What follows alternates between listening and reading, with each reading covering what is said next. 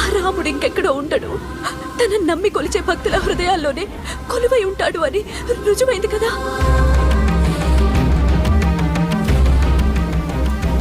అంటే నా స్వామి